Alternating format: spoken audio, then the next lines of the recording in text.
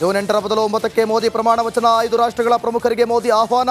ಹೊಸ ಸರ್ಕಾರ ರಚನೆಗೆ ಚಿಂತನ ಮಂಥನ.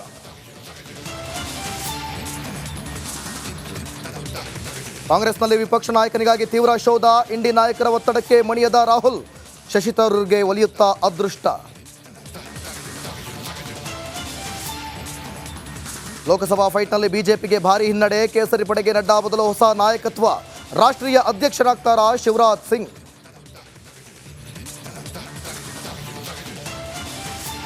ವಾಲ್ಮೀಕಿ ನಿಗಮದ ಹಗರಣದಲ್ಲಿ ಸಿಎಂಗೂ ಪಾಲು. ಬಿಜೆಪಿ ಆರೋಪಕ್ಕೆ ಕೈಪಡೆ ಕಂಗಾಲು. ನಾಗೇಂದ್ರ ರಿಸೈನ್ಗೆ ಆಗ್ರಹಿಸಿ ರಾಜಭವನ ಚಲೋ.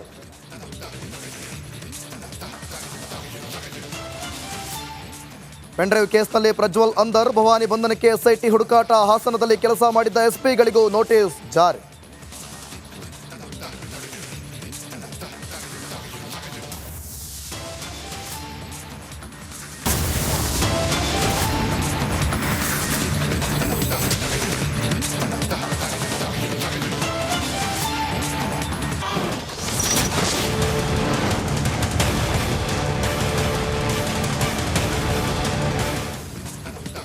ವಾಲ್ಮೀಕಿ ನಿಗಮದ ಗೋಲ್ಮಾಲ್ ವಿಚಾರವಾಗಿ ಈಗ ಸಚಿವ ನಾಗೇಂದ್ರ ತಲೆದಂಡ ತರಬೇಕಾದಂಥ ಪರಿಸ್ಥಿತಿ ನಿರ್ಮಾಣ ಆಗಿರುವಂಥದ್ದು.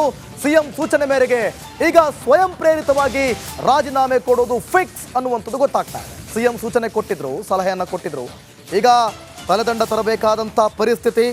ನಾಗೇಂದ್ರ ರಾಜೀನಾಮೆ ನೋಡೋದು ಫಿಕ್ಸ್. ಸ್ವಯಂ ಪ್ರೇರಣೆಯಿಂದಲೇ ನಾಗೇಂದ್ರ ರಾಜೀನಾಮೆಯನ್ನು ನೀಡ್ತಾರೆ. ಪಕ್ಷ ಸರ್ಕಾರದ ಘನತೆ ಉಳಿಸಲು ನಾಗೇಂದ್ರ ರಾಜೀನಾಮೆ ನೀಡ್ತಾರೆ ಅಂತ ಹೇಳಿ ಬೆಂಗಳೂರಿನಲ್ಲಿ ಡಿಸಿಎಂ ಡಿಕೆ ಶಿವಕುಮಾರ್ ಹೇಳಿಕೆಯನ್ನು ಕೊಟ್ಟಿದ್ದಾರೆ. ನಾಗೇಂದ್ರ ರಾಜೀನಾಮೆ ಬಗ್ಗೆ ರಿಪಬ್ಲಿಕ್ ಕನ್ನಡ ವರದಿ ಮಾಡಿತ್ತು. ರಿಪಬ್ಲಿಕ್ ವರದಿಯನ್ನು ಡಿಸಿಎಂ ಡಿಕೆಶಿ ಅನುಮೋದಿಸಿದ್ದಾರೆ. ಹಾಗಾದರೆ ಏನು ಹೇಳಿದ್ದಾರೆ ಡಿಕೆ ಶಿವಕುಮಾರ್ ನೋಡೋಣ.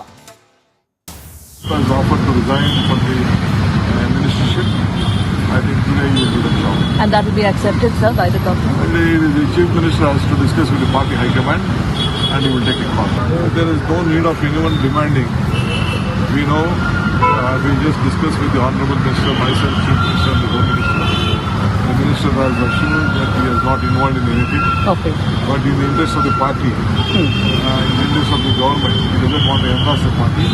He himself has offered to resign from the ministership.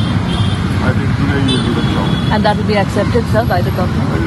The Chief Minister has to discuss with the party high command and he will take it forward. There is no need of anyone demanding.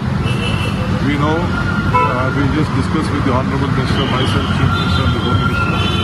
The Minister has assured that he is not involved in anything. Okay. But in the interest of the party, in the interest of the government, he doesn't want to embarrass the party. He himself has offered to resign from the ministership. I think today you will do the job. And that will be accepted, sir, by the government? ಈ ಬಗ್ಗೆ ಮತ್ತಷ್ಟು ಮಾಹಿತಿಯನ್ನು ಕೊಡ್ತಾರೆ ನಮ್ಮ ಪ್ರತಿನಿಧಿ ಬಸವರಾಜ್. ನೇರ ಸಂಪರ್ಕದಲ್ಲಿ join ಆಗ್ತಿದ್ದಾರೆ. ಬಸವರಾಜ್, ನೋಡಿ, ಇಲ್ಲಿವರೆಗೂ ರಾಜೀನಾಮೆ ಸುದ್ದಿ ಇರಲಿಲ್ಲ. ಯಾವಾಗ ಯೂನಿಯನ್ ಬ್ಯಾಂಕ್ ಸಿಬಿಐಗೆ ಈ ಒಂದು ಪ್ರಕರಣಕ್ಕೆ ಕಂಪ್ಲೇಂಟ್ ಮಾಡ್ತೋ ಆಗ ಸಿಎಂ ಸೂಚನೆ ಕೊಡ್ತಾರೆ.